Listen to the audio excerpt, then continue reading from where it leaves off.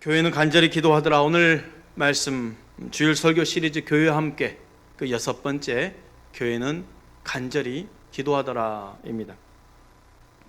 마가 요한 다락방에서 시작된 초대교회는 엄청난 부흥을 가져왔습니다. 사도들의 복음 전도를 통해서 하루에 3,000명, 5,000명이 부흥되는 역사였죠. 그런데 교회 부흥은 단지 사람의 숫자만 늘어나는 것이 아니었습니다. 교회 성장이 감격인 것은 교회 성장은 곧 주님이 기뻐하시는 구원의 역사이기 때문입니다. 그렇다면 교회 성장을 제일 싫어하는 것은 누구일까요? 바로 마귀요, 사탄입니다. 이 마귀가 오는 목적은 언제나 넘어지게 하고 망하게 하려는 거예요. 그래서 마귀에게 점령을 당하면 가정도 교회도 분열되고 위기를 맞게 되는 겁니다. 오늘 말씀 가운데에서도 초대교회 부흥 역사 가운데 마귀는 헤롯의 마음을 흔들고 있습니다. 오늘 본문 1절 말씀은 무엇이라 했습니까? 사도행전 12장 1절입니다. 그때 헤롯 왕이 손을 들어 교회 중에서 몇 사람을 해하려 하여 그랬습니다. 교회 중에서 몇 사람입니다. 교회를 분열시키기 위해서 교회 전체를 흔들 필요가 없었던 거예요. 교회 몇 사람만 흔들면 교회는 흔들릴 것을 알고 있기 때문에 사단은 그렇게 흔들고 있는 거예요. 세례 요한을 죽이는 답작했던 이 헤롯이 이제 예수님의 제자들마저 죽이려고 달려드는 거예요. 당시 초대교회는 3,000명, 5,000명, 그 10,000명이 되는 성도가 부흥되어 있는 이 상황에 사단 마귀가 역사하고 있었다는 거예요. 바로 엄청난 부흥의 역사를 이루고 있을 때였습니다. 놀랍게도 마귀는 초대교회를 흔들 때 교회 전체를 흔든다고 말하지 않았습니다. 교회 중 몇 사람이었어요.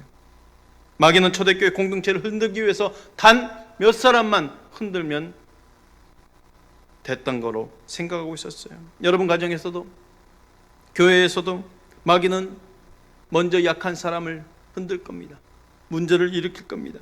그를 흔들러 공동체 전체를 흔들리게 하는 그 목적인 것이죠. 교회 중 몇 사람을 죽여 교회를 흔들기로 작정했던 이 마귀는 헤롯을 통해 먼저 야고보를 칼로 죽였습니다. 헤롯은 야고보를 칼로 죽이자 어리석은 백성들이 좋아하는 것을 보고 이제 베드로를 마저 잡아서 죽이려고 했던 거예요. 옥에 가두었죠. 군사를 4패에 지키게 하면서 유월절이 지나면 백성들 본 앞에서 베드로도 죽이겠다는 것입니다. 이것은 당시 초대교회 엄청난 위기였습니다. 야고보 사도를 잃어버린 것만 해도 큰 위기였는데 먼저 순교의 제물로 드려진 야고보 개인적으로는 하나님께는 영광이었지만 초대교회로 보면 엄청난 손실 아니겠습니까? 그런데 베드로마저 순교의 제물로 내놓게 된다면 초대교회는 어찌 되겠습니까? 베드로마저 죽게 되면 교회는 교회대로 어렵게 될 것입니다. 이제 날이 새면 베드로는 죽게 되었습니다. 이런 절박한 상황 가운데 야고보를 잃어버렸던 교회는 더 이상 손을 놓고 있을 수 없었어요. 이런 교회 위기, 이 절박한 상황 가운데 초대교회 성도들이 할 수 있었던 것은 무엇이었을까요? 오늘날 교회 위기도 다를 게 없습니다. 최근 어떤 식당 문 앞에 안내문에 이런 글귀가 있는 사진을 봤어요. 교회 다니는 사람 출입 금지. 그 사진을 보면서 충격을 받았어요. 교회가 어떻게 이렇게까지 갔을까? 최근 성도들에게 연락들이 옵니다. 교회 다니는 이유로 일터에서 불이익을 당하고 있어요. 더 이상 나오지 말라는 거예요. 어쩌다 교회가 이런 위기를 당하게 되었을까? 교회 위기 앞에 초대교회 성도들이나 지금의 성도들이 할 수 있는 것, 아니 해야만 하는 것, 그것은 무엇일까요? 따라서 합시다. 교회는 간절히 기도하더라. 우리 가정에서 예배드리고 있는 우리 성도님들 함께 따라서 하시길 바랍니다. 따라서 합시다. 교회는 간절히 기도하더라. 맞습니다. 교회의 간절한 기도입니다. 교회가 할 수 있는 것은 교회의 간절한 기도입니다. 교회의 간절한 기도는 곧 교회는 무엇을 위해 살아야 하는가, 기도하라에 대한 대답이기도 합니다. 사도행전 12장 5절 말씀에 이에 베드로는 옥에 갇혔고 교회는 그를 위하여 간절히 하나님께 기도하더라 그랬습니다. 대강 기도한 게 아니었어요. 간절히 기도했어요. 함께 모여 밤이 맞도록 기도한 것입니다. 저들의 가정 처소에 모여서, 저들의 공동체끼리 모여서 함께 간절히 기도하는 그곳, 바로 그것이 교회였다는 거예요. 주님의 몸된 교회를 포기할 수 없었던 거예요. 결국 교회의 기도는 베드로가 갇혔던 옥문을 열게 만들었고 베드로 사도가 기적적으로 풀려나게 되는 역사가 일어난 거예요. 기도는 기적을 일으키는 힘이 있습니다. 기도하는 교회가 승리하고 기도하는 성도가 승리합니다. 교회의 재산은 기도인 거예요. 특이한 점은 초대교회 모든 모인 사람들 전체를 교회라 하지 않았습니다. 그 모든 모인 사람들이 다 기도한 것도 아닙니다. 성경 어떻게 표현합니까? 교회가 기도했더라 라고 표현했어요. 그 모든 사람들이 모여서 기도하진 않았잖아요. 말씀의 구조를 잘 살펴보면 이렇습니다. 베드로는 갇혔고 교회는 기도했더라예요. 맞습니다. 대조를 이루는 문구죠. 고난 중에 해야 할 교회의 역할을 보여주고 있는 거예요. 성도의 위기가 당하면 교회는 기도하는 겁니다. 베드로는 옥에 갇혔고 교회는 기도하더라. 이게 바로 교회의 역할이고 교회가 해야 될 일이고, 성도의 위기 속에서 교회는 바로 기도하는 것이 바로 우리의 목적인 거예요. 놀랍게도 성경은 다른 사람들이 다른 목적을 가지고 모여있는 수많은 그 움짓된 사람들을 교회라 하지 아니하고 오직 기도의 자리에 모여있는 그곳을 향해 교회가 기도한 것으로 말하고 있습니다. 기도하는 것이 곧 주님이 인정하시는 교회였다는 거예요. 사랑하는 성도 여러분, 지금 우리는 한 곳에 모여 예배할 수 없습니다. 그렇다고 해서 안타까워하지 마십시오. 지금 있는 그 자리, 가족들과 함께 모여 예배하고 있는 그 현장, 그곳에서 간절히 기도하십시오. 가족과 함께 기도할 수 없다면 혼자서라도 기도하십시오. 지금 이 시간 한마음으로 기도하는 그 자리가 곧 교회임을 믿으시길 바랍니다. 세상을 바꾸는 것은 똑똑한 사람들, 말 많은 사람들, 돈 많은 사람들이 아니라 기도하는 사람들이에요. 마가복음 11장 17절에 이렇습니다. 내 집은 만민이 기도하는 집이라. 주님은 내 집을 기도하는 집이라고 그랬어요. 바꿔 말하면 기도하지 않는 집은 내 집이 아닌 거예요. 기도하지 않는 집은 주의 교회가 아닌 거예요. 교회는 기도하는 집입니다. 교회의 머리 되신 주님께서 교회란 어떤 곳이어야 하는지를 한마디로 직접 정리해 주신 거예요. 교회는 하나님의 자녀들의 기도에 불이 있어야 되고, 그 기도 속에서 서로의 교제가 있어야 되고, 그 기도 속에서 서로의 사랑이 있어야 되고, 그 기도로 모든 문제를 극복하는 것입니다. 저번에도 말씀드렸지만 기도하면 큰 문제도 작은 문제가 되지만 기도하지 않으면 작은 문제도 큰 문제가 되어버리는 거예요. 감옥에 갇혀있는 베드로를 위해서 예루살렘 교회는 간절히 기도했습니다. 놀라운 것은 야고보를 순교의 제물로 받으셨던 하나님이 성도들의 기도를 들으시고 베드로를 살리신 거예요. 이건 기적입니다. 옥에 갇혀 날이 새면 죽임을 당했던 베드로가, 그 베드로의 묶인 착고가 풀리게 되고 옥문이 열리게 하신 거예요. 성도들이 교회라는 이름으로 모여 함께 기도할 때에 있어진 기적입니다. 성도들이 교회라는 이름으로 모여 함께 영적 싸움을 할 때 일어난 기적입니다. 교회는 그 교회라는 이름으로 모여 기도할 때 어떤 역사도 일어날 수 있다는 그 사실을 믿으시길 바랍니다. 여러분이 지금 예배하고 있는 그 현장, 그리고 이 자리에 있는 우리 성도들 현장, 곧 교회입니다. 감옥에서 지쳐 잠이 들고 있는 베드로에게 천사가 찾아왔어요. 어떤 역사가 일어났습니까? 사도행전 12장 7절 말씀입니다. 호련히 주의 사자가 나타나매 옥중에 광채가 빛나며 또 베드로의 옆구리를 쳐 깨워 이르되 급히 일어나라 하니 쇠사슬이 그 손에서 벗어지더라. 원문으로 보면 자동으로 풀려나갔다예요. 이것은 기도 가운데 있어진 역사였습니다. 여기 예배하는 성도들 중에 삶이 얽혀 있는 분들이 계십니까? 그렇다면 무엇에 얽매여 있습니까? 푸는 방법은 기도밖에 없습니다. 교회라는 이름으로 기도하는 그곳에서 기도하십시오. 무엇이 여러분에게 참 자유를 줄 수 있을까요? 세상 것은요, 가지면 가질수록, 얻으면 얻을수록 그것이 그 사람들을 더 얽매게 하는 거예요. 오직 예수만이 참 자유를 줄 수 있습니다. 감옥에서 나와 정신 차린 베드로가 느껴지는 것이 있어요. 아, 성도들이 나를 위해서 기도하고 있구나.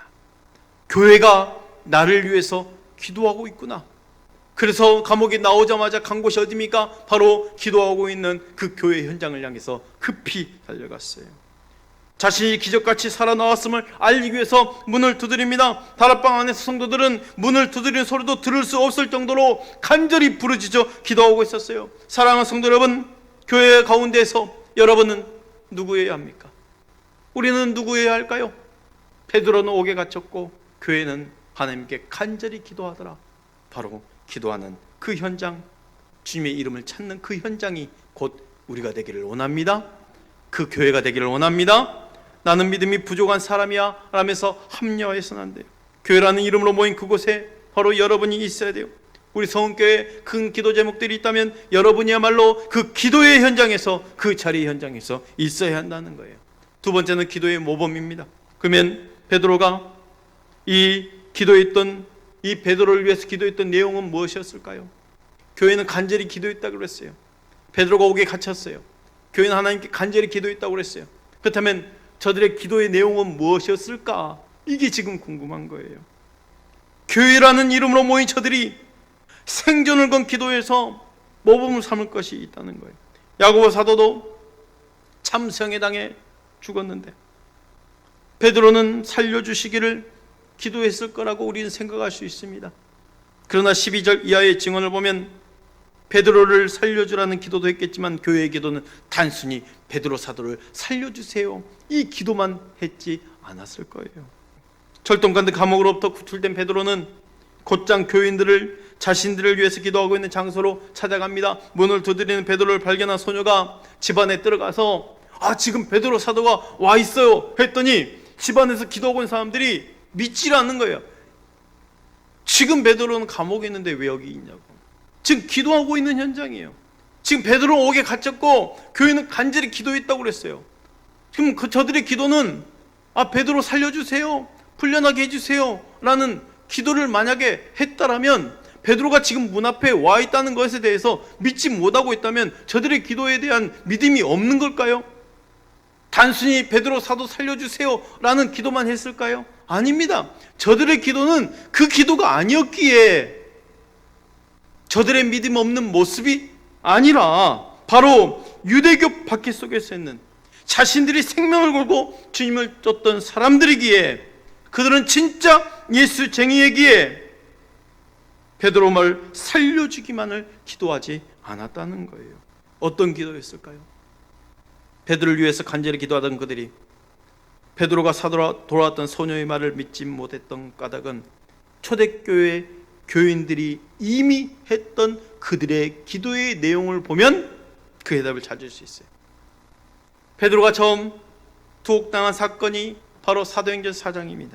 성전 미문에 안진병이 일으키게 했습니다. 사람들이 예수님의 부활을 증언했다는 이유로 유대 지도자들이 베드로를 투옥시켰어요. 유대 지도자들은 이튿날 베드로에게, 요한에게 예수의 이름으로 그 어떤 것도 말하지 못하게 엄벌을 내리고 쫓아냅니다. 그들을 풀어준 거예요. 그런데 그들이 풀어난 즉시 동료에게 찾아가 자초지정을 설명하고 사도들과 교인들이 함께 모여 한 마음으로 기도했는데 그 기도의 내용이 무엇이었을까요? 여러분 한번 말씀을 찾아볼까요? 사도행전 4장 29절부터 30절 말씀입니다. 사도행전 4장 29절부터 30절 말씀. 우리 가정에서도 한번 가정에서 말씀이 화면에 있기 때문에 화면으로 함께 보시길 바랍니다. 사도행전 4장 29절 30절 말씀 우리 함께 읽어봅시다. 시작. 주여 이제도 그들의 위협함을 굽어보시옵고 또 종들로 하여금 담대히 하나님의 말씀을 전하게 하여 주시오며 병을 낫게 하시옵고 표적과 기사가 거룩한 종 예수의 이름으로 이루어지게 하옵소서 하더라 그랬어요. 그 기도의 요지가 뭡니까? 첫째, 자신들에 대한 그 박해자들의 위협을 굽어 살펴달라는 거예요. 두 번째, 하나님의 말씀을 담대하게 전할 수 있게 해달라고 기도했던 거예요. 마지막으로 예수 그리스도의 이름으로 병자를 고치며 표적과 기사가 나타나게 해달라는 것입니다. 굽어 살펴달라는 그 말은 이 개정판이 개역 한글판 이전판 보면 하감하시옵고라는 단어였어요. 무슨 말이냐면 어떤 대상에 대해서 관심을 가지고 보는 행위입니다. 그러니까 무슨 말이냐면 저들의 그 위협적인 그 행동, 저들이 나를 향한, 우리를 향한 그 위협적인 행동에 대해서 관심을 가지고 봐달라는 거예요. 목숨이 이토록 상황에서도 내가 동요하지 않고 믿음 잃지 않고 사명 잃지 않도록 감당하게 해달라는 그런 기도였다는 것이죠. 어떤 상황에서도 하나님의 말씀을 담대하게 전하게 해달라는 기도였다는 것이죠. 병든 자를 낫고 표적과 기사가 나타나게 해달라는 기도였다는 것이요. 결국 온갖 위협이 있을지라도 그 위협 속에서도 자기를 굽어 살피시는 그 주님의 능력을 힘입어 주님의 참된 증인으로 살아가게 해달라는 기도였어요. 사도들과 교회는 이미 이런 기도를 드리고 있었는데 야고보는 참수형에 당했어요. 베드로마저 참수형에 당하고 당해야 하는 그 입장에 기다리고 있는 상황에 단순히 베드로 살려주세요 라고 기도했을까요? 절대 아닙니다. 절체절명의 순간에서도 죽음의 위협 속에서도 영원한 생명을 이미 얻은 주님의 증인다울 수 있기를 위해서 기도한 거고, 주님의 뜻이라면 믿음으로 받아들일 수 있기를 위해서 기도했던 게 바로 초대교회 기도의 핵심이었습니다. 저들은 먼저 역경을 없게 해달라고 기도한 것이 아니라 이 역경을 이길 수 있는 힘을 달라고 기도했던 거예요. 연약한 우리는 대부분 기도할 때 시험도 없고 역경도 없고 풍파도 없는 상황을 요구할 수 있어요. 하나님께 맡길 수 있으면 모든 어려움 다 맡겨버리고 편안하게 아무 걱정 없이 예수만 믿고 싶어하는 것이 우리의 마음이죠. 그러나 그 마음 우리 주님이 더 잘하신다는 것을 기억하시고 그 주님으로부터 위로받으시며 이 역경 힘을 달라고 간구하시길 바랍니다. 제 가족은 아니지만 제가 누님이라고 부르는 분이 계셔요. 제주도에 계시는 그분이 어느 날 권사 임직을 앞두고 딸에게 그랬어요. 딸, 요즘 엄마 위해서 기도하고 있니? 그래서 딸이 이렇게 기도했답니다. 엄마, 어떤 상황이 오더라도 실족하지 않게 해달라고 기도하고 있어요. 그러더래요. 결국 권사 임직에 떨어졌어요. 그런데 정말 실망하면서 실족을 하고 있는 찰나에 더 실망스러운 건 뭐냐면 자기가 안 되는 거야 이해되지만 저 사람이 권사됐다는 게 너무 속상한 거예요. 막 실족해 가지고 있는데 그 순간 딸이 자기를 위해서 기도했던 내용이 갑자기 생각나는 거예요.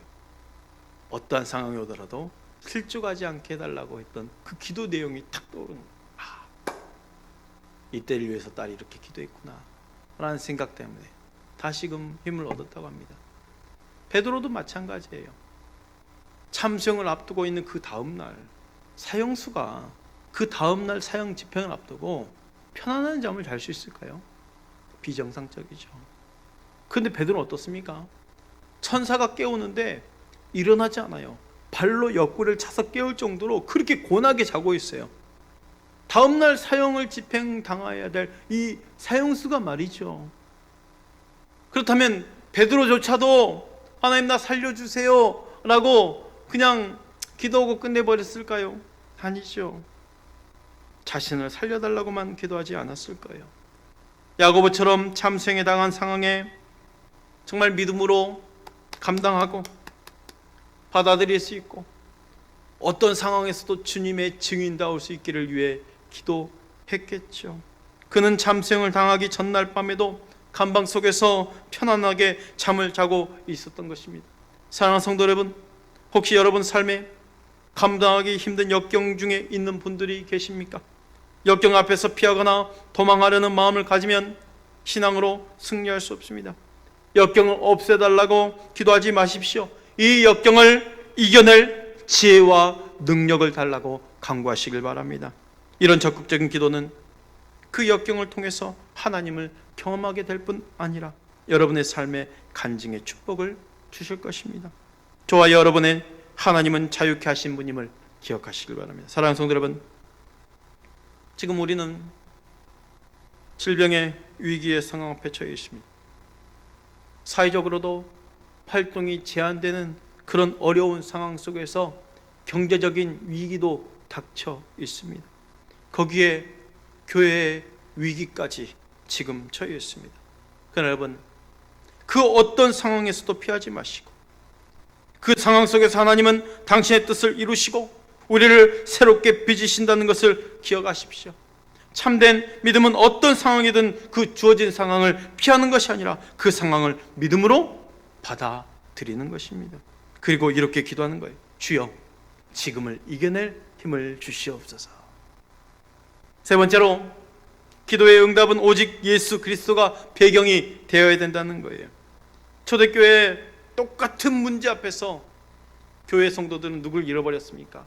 야고보 사도를 잃어버렸어요. 그리고 이제 베드로 사도도 똑같이 잃어버릴 위기에 처해 있었어요.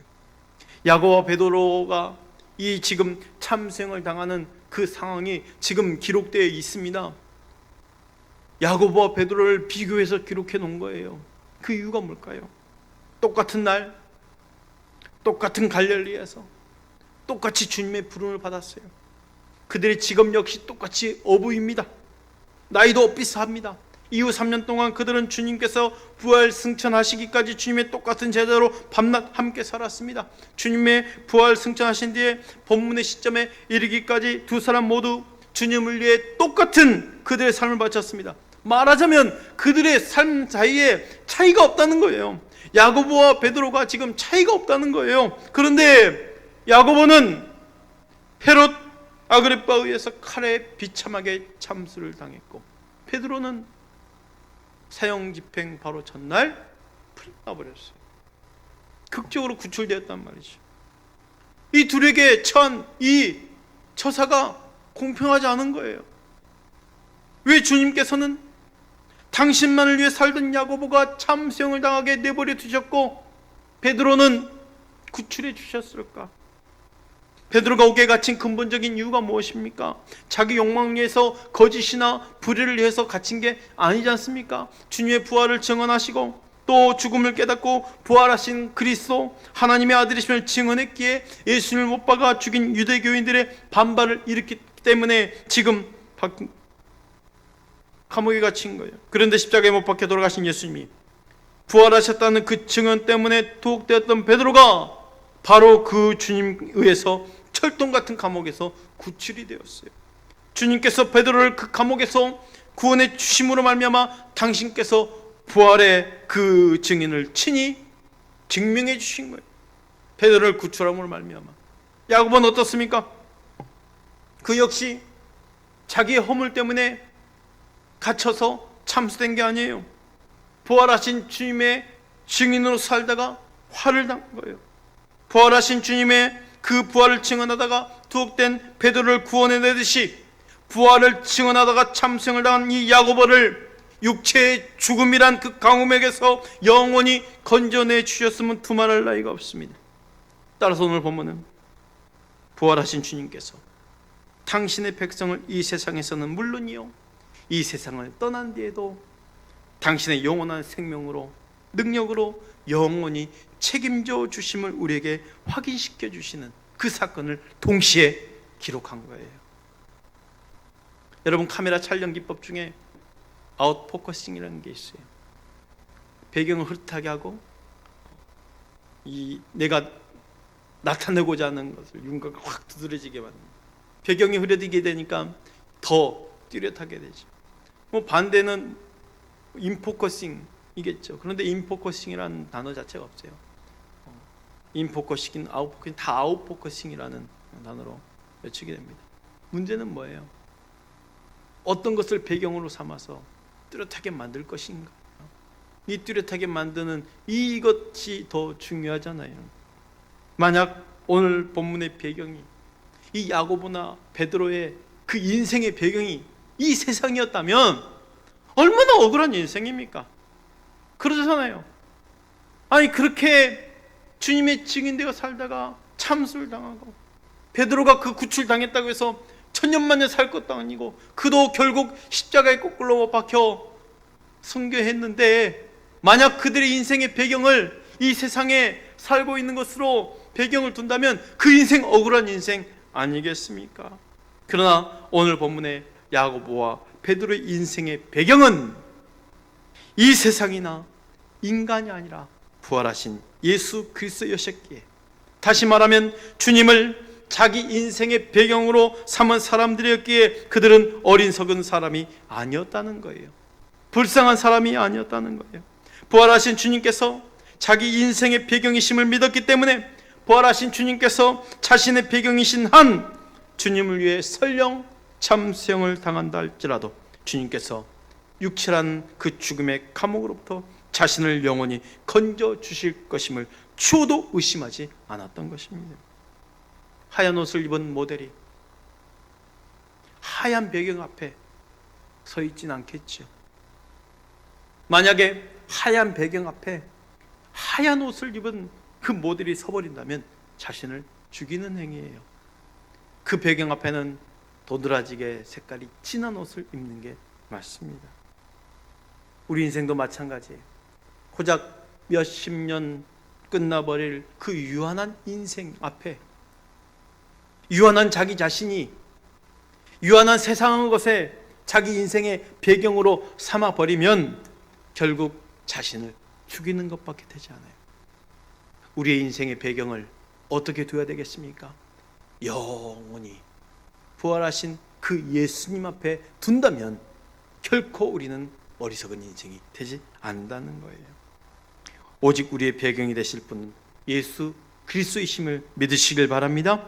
오직 예수 그리스도를 내 인생의 배경으로 삼을 때 절망이 소망으로, 고통이 기쁨으로, 미움이 사랑으로, 어둠이 빛으로, 죽음이 생명으로 승화됨을 믿으시길 바랍니다. 베드로는 문제 앞에서, 교회는 기도의 씨름을 하였습니다. 저들은 함께 모였습니다. 저들은 가정에서 교회라는 이름으로 모였습니다. 교회라는 이름으로 모여 간절히 하나님께 기도했습니다. 그리고 저들은 주님의 응답을 경험했습니다. 기도의 승리였죠. 교회의 승리는 저들의 승리였고 교회의 축복은 저들 모두의 축복이었어요. 교회 안에서 우리는 누구여야 할까요? 여러분은 교회이고 교회는 기도여야 한다는 거예요. 혹시 기도를 놓아버리고 있지는 않습니까? 기도는 생각보다 너무 중요합니다. 내 인생 배경을 오직 예수 그리스도께 두시고 오늘도 가정에서 드려지는 여러분의 기도가 하나님 보시기에 교회는 간절히 하나님께 기도했다라는 그 표현을 들을 수 있는 그 가정에서 예배, 가정에서의 기도가 되시길 바랍니다. 하나님 보시기에 교회가 간절히 기도하고 있구나 라는 표현을 들을 수 있다면 이것만큼 큰 축복이 어디 있겠습니까? 오늘 이 자리에 계신 우리 성도님들, 또 가정에서 들으는 성도님을 축복합니다. 여러분의 기도는 곧 교회의 기도임을 믿으십시오.